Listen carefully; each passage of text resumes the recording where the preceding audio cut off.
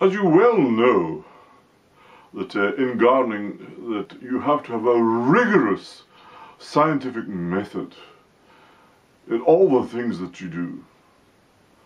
It has recently been suggested to me that to get rid of the snow that I should have to burn it. Now this is quite a novel idea, but I don't think that it has ever been tested scientifically. So we're going to do some rigorous scientific testing on the burning of snow. We'll be doing the introduction, the materials and methods, the results, and also the conclusions. So at the end of this experimentation, I hope that everyone will be clued in as to if it is a real possibility to burn snow. I think it might revolutionize winter gardening if such a practice could be put into place. So this is based on an idea by Blustardave from Newcastle, who is quite a revolutionary gardener. And so I'm just putting his ideas to the test. The introduction.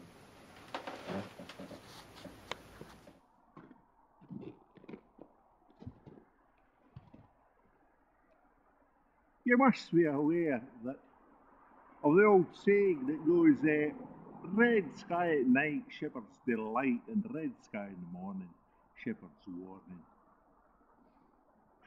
How do we get those red sunsets? Well, I'll tell you, it's pollution.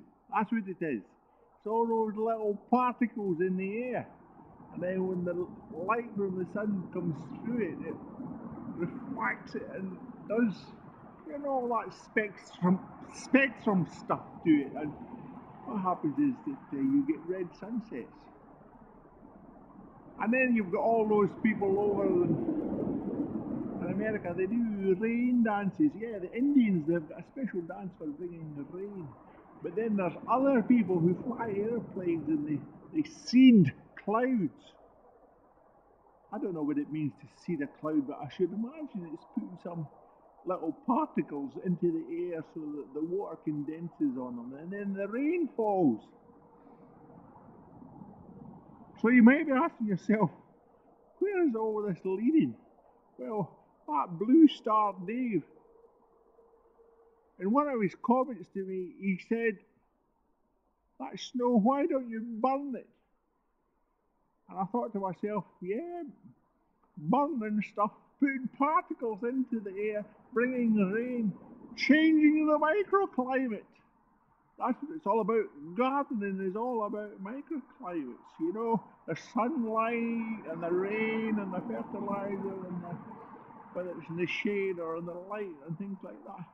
So I think I'll take him up on his word, and I'm going to change my microclimate by burning stuff and sending particles into the air to see what happens.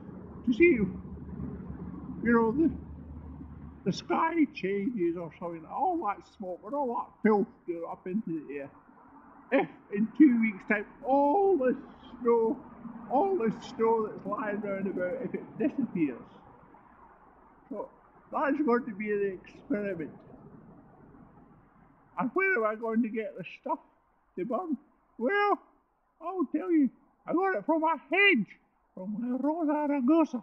Yeah, Rosa rugosa. I don't know if it'll burn all that well, but I'm going to give it a go.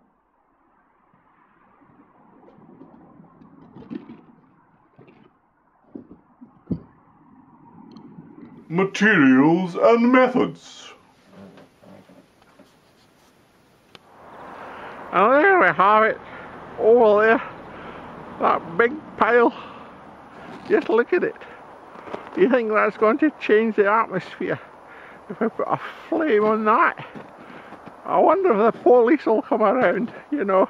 I don't know if it's legal to be burning stuff like this, but I'm going to give it a go.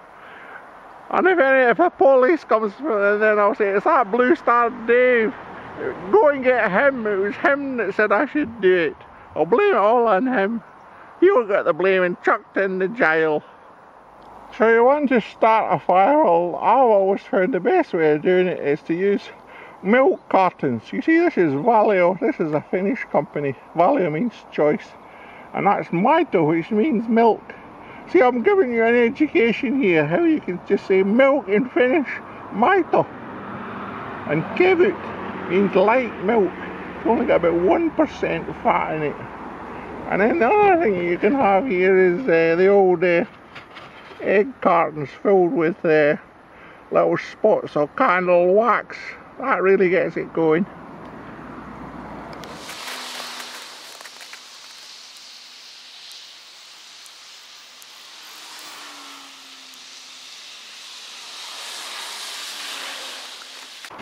So there we are. We've just got the fire started now. I'm a wicked fire starter. I'm a wicked fire starter.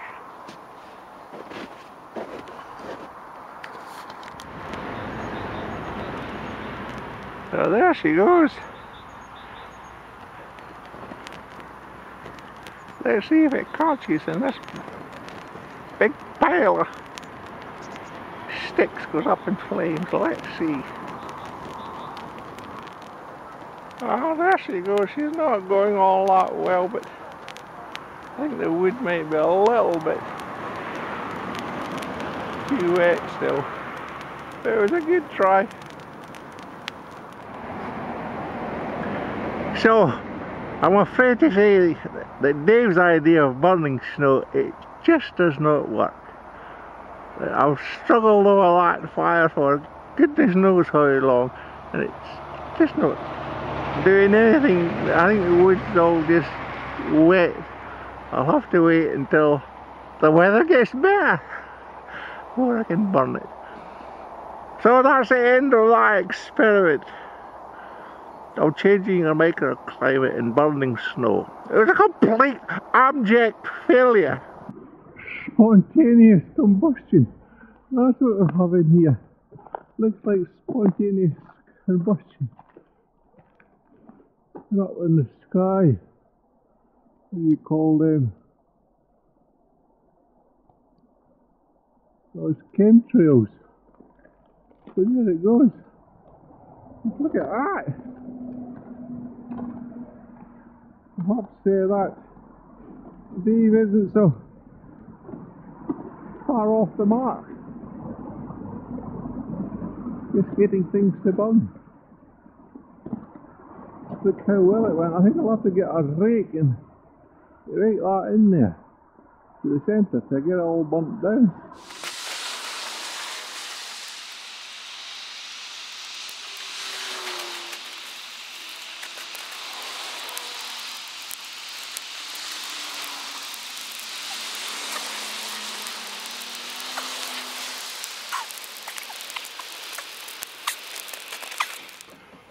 The results.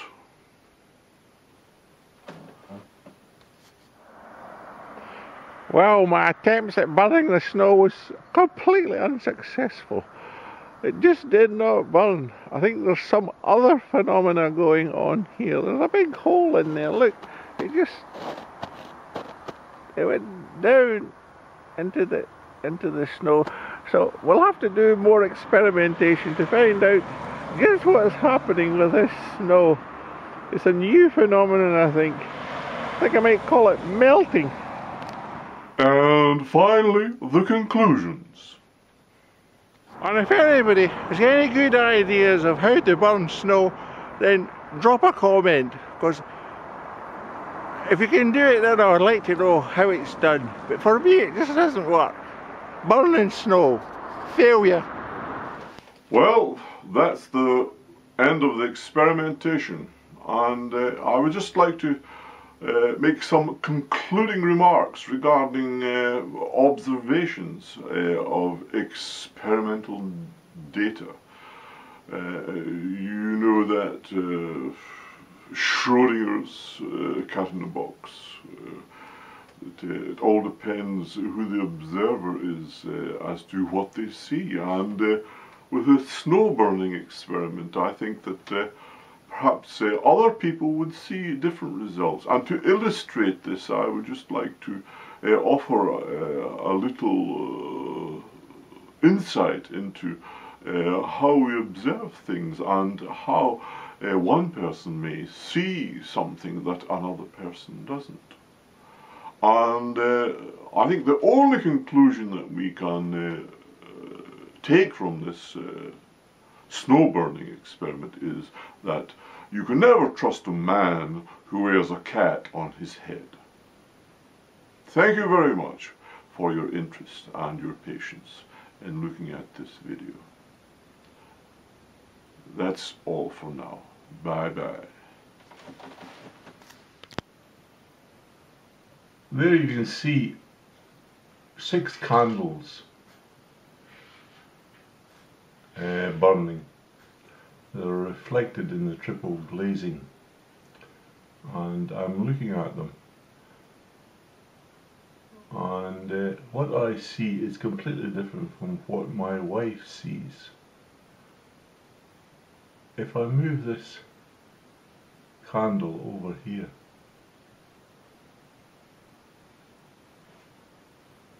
then all of a sudden I just see 3 candles burning, and she'll swear to me that there's 6 candles burning. And what I see is different from what she sees. So it's suppose it's the observer.